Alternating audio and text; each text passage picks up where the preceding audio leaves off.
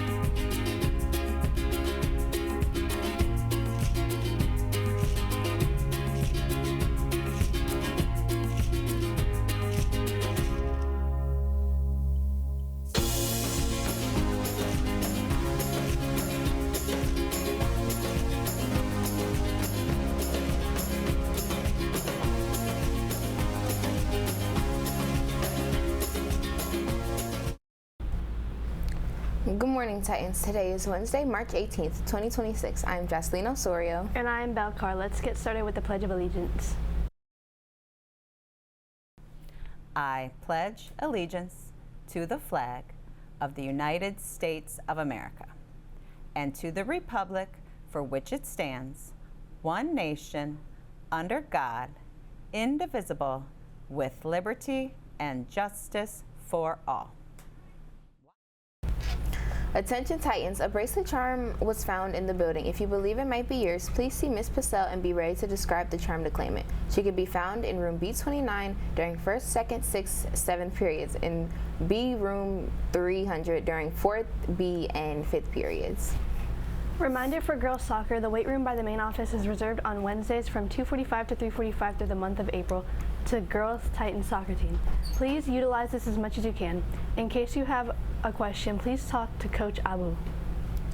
Titans, it's day 3 of Spirit Week Challenge. Check your email today, message from Mr. Hilko, and use the link to guess the staff team for a chance to win a prize. Submit your guess to see if you can figure it out. And remember, the same link is being used all week long. Good luck, Titans.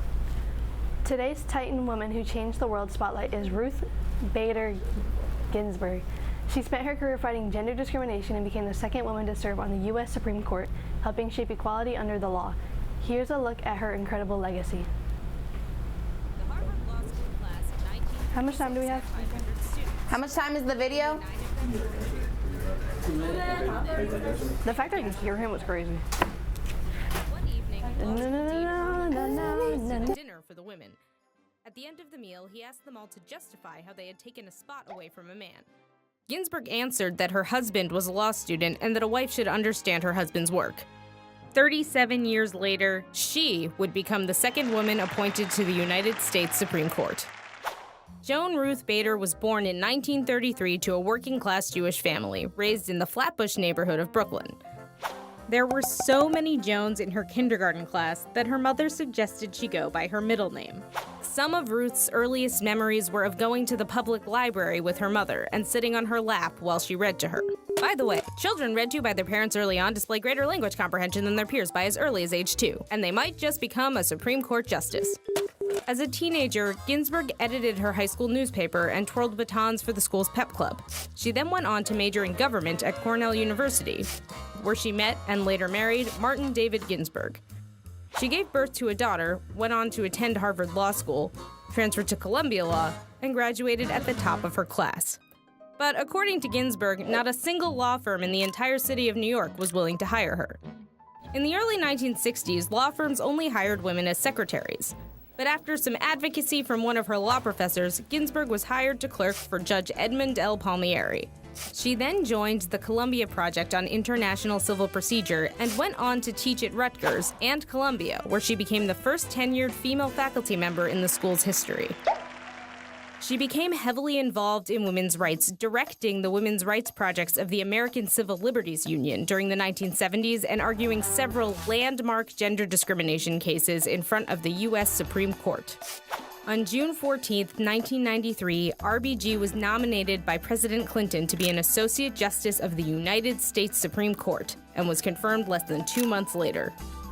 As a Supreme Court justice, RBG has garnered a reputation for pointed, powerful, and sometimes scathing dissents. And in her opinions, she has been a staunch supporter of women's rights and has opposed discrimination in all its forms, making her an inspiration to women and girls around the globe. Attention seniors, several scholarships are coming up. The Teresa Moon Scholarship is due Monday and the Cleveland Foundation Scholarships are due tomorrow. Looking ahead, the Lorraine Foundation Scholarship is due March 25th. Lorraine City School Scholarships are due March 27th. 3 additional Lorraine Scholarships are due March 28th. Even more scholarships will be due over spring break. So don't wait. Please see your counselors or Mr. Will if you need applications or assistance. Lorraine High Titans honor kindness of self, others, and the environment. We are tolerant, we support each other, we seek to spread kindness, not hate. The Lorraine High campus is a non-violent, sacred space for all to learn, grow, and achieve excellence. Rise together, Titans, greatness is in us. Thank you for joining us. Be kind to yourself, be kind to others, and be kind to our environment. Once again, phones are off and away for the day. Go Titans!